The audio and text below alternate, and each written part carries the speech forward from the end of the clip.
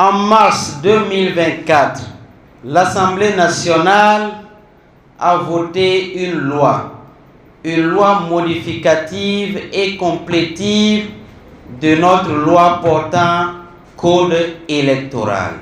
Après le vote et la promulgation de cette loi, des voix se sont levées pour dénoncer le caractère chrysogène de cette loi.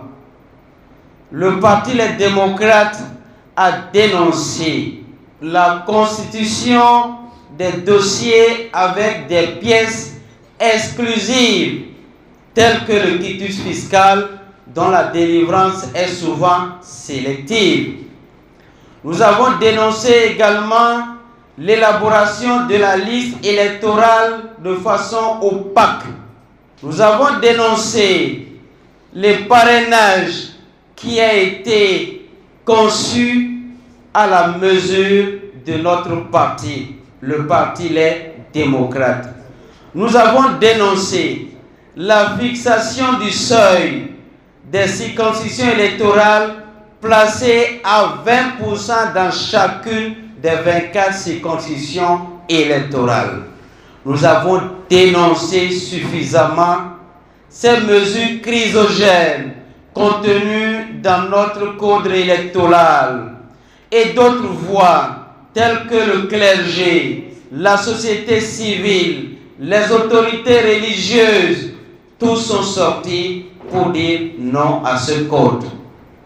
Aujourd'hui, nous sommes à moins de 6 mois des premières élections de l'année électorale 2026 et les chances de révision de ce code deviennent de plus en plus minces.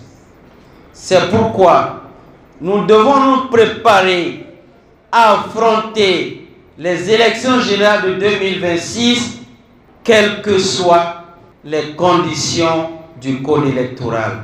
Que ce code soit modifié ou non, nous devons affronter l'année électorale avec assurance. Et nous devons prendre toutes les mesures pour que ce qui est prévu par l'adversaire, c'est-à-dire nous voler notre victoire, ne se réalise pas. Et à partir de maintenant, on doit avoir un slogan axé sur la haute surveillance des élections. Nous devons protéger notre vote.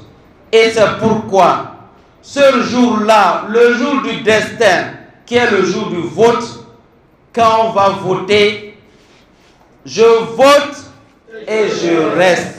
Je vote et je reste. Je vote Et je reste. Je vote Et je reste. Je vote Et je reste. Je vote Et je reste. Je vote Et je reste. Je vote Et je reste.